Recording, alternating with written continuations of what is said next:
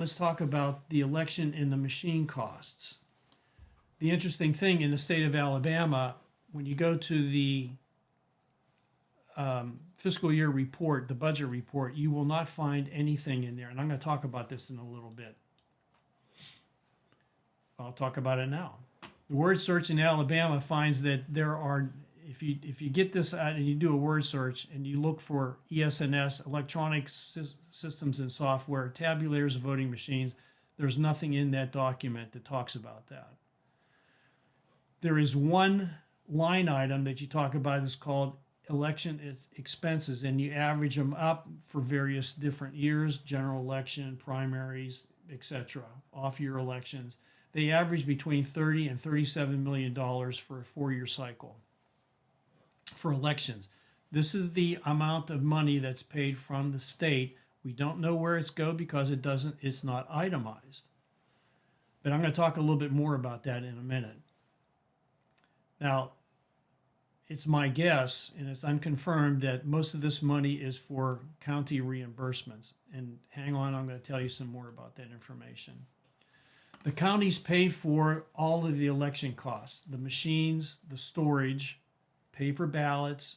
They pay for the programming from ES&S. They pay for the maintenance, and there are other associated costs.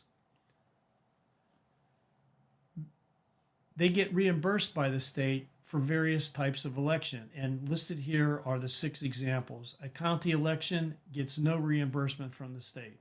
A special election gets no reimbursement.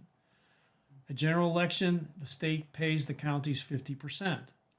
Primary elections, 50%. State and federal. State and federal would be like a House of Representatives, a Senate race, etc. If it's a constitutional amendment, which are very few, they get reimbursed 100% by the state. If you look at the numbers, the counties carry the burden of the election costs. The states do not. And you're going to see some more information here. Recently, I was able to talk to a person at the probate office in Limestone County, and she shared this following information with me. They have 75,000 voters in Limestone County. There are 25 precincts. They have 40 ES&S tabulator machines. The information they gave me was approximate. This is not exact, they're approximate, but an annual general costs are $165,000. A general election, when they hold it, is $350,000. A primary election, when they have it, is $600,000. Primary election, they have more ballots on there. There's more programming, larger paper ballots, up to 90 different selections on the ballot. Total election cost for a cycle for general and primary is $1,115,000. Again, this is not exact. This is approximate. How much do the machines cost? Well, I'm going to work ahead here and show you what I've done by analyzing a bunch of other counties, but I came up with this number. For the tabulators, they cost about $10,000. A general election, $154,000. Primary election, $301,000. Each cycle, there's $465,000 that goes to, of tax dollars, goes to ES&S to run an election in Limestone County. That's almost half of the total election cost. Here's another data point. I live in Madison City, and we had a city election. It was city manager versus a mayor city council form of government. It was a special election that was held on May 9th. We have 42,000 registered voters, and we were provided by Judge Barger in Madison County 18 tabulators for the various precincts. ES&S tabulators hand counted the ballots, and they spit out the tape, and they hand counted the tape from the tabulators. They did not hand count the ballots. They relied on the machine. The cost estimate, I was told personally by Judge Barger that the estimate for this was between $70,000 and $100,000. One other data point that I used in my calculations.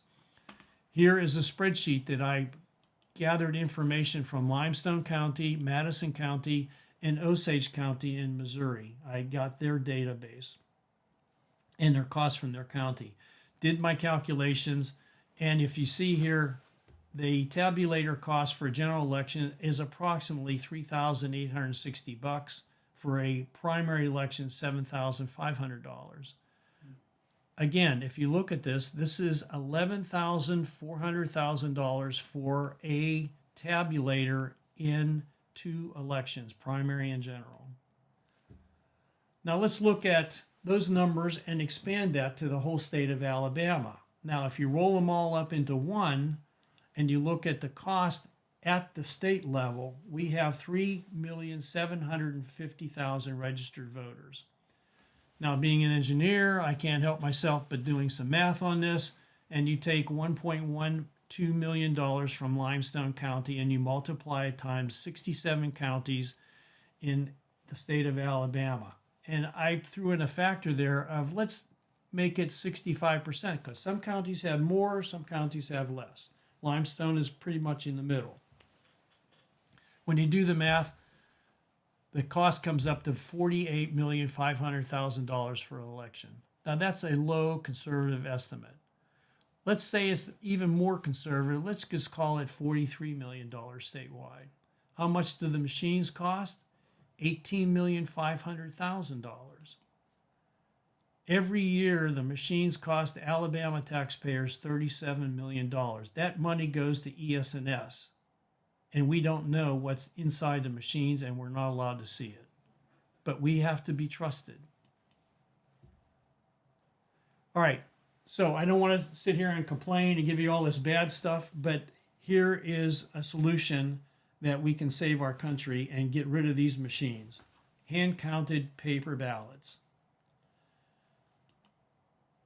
When you look at machines and paper ballots, let's look at some countries across the world. Who uses machines? The US, Australia, India, Brazil, Venezuela, United Arab Emirates, and the Dominican Republic. Look at the company that the US is keeping here with other countries. Which countries use paper ballots? Canada, Germany, Spain, Finland, Ireland, Sweden, France, Germany, UK, Netherlands, and Norway. And I'm going to talk about more of these other countries here in a second. What do they know that the U.S. is not looking at and ignoring? Now, when you mention hand count paper ballots, everybody throws up their arms and say, oh my God, we're going back to the Stone Age and it's going to cost us so much money. We'll never get the results. It'll take so long. That's road apples. Here is a country called France, and they have 48 million registered voters. Germany has 60 million registered voters. Netherlands has 13.2. Alabama has only 3.7. That's less than 10% of what France does. But yet the French, Germans, and the Dutch, within 1 to 2 hours of the polls closing, they get their results. Unbelievable. But people say that it's going to take too long. Let's look at France just for a minute.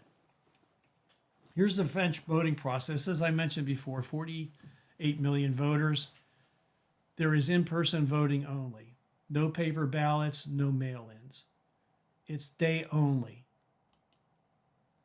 All of the ballots are hand counted and are counted by volunteers, so there's no cost to the state.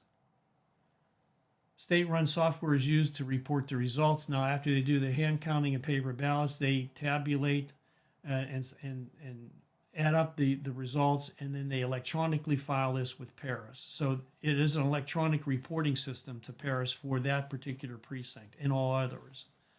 If there is a challenge, they don't look at the electronic version. They go back down to the hand-counted paper ballots and recount again for verification. Winning results are known in less than 2 hours after the poll closing. There is no way that we can do this. 48 million for France, 3.7 million for Alabama. To me, this is a no-brainer.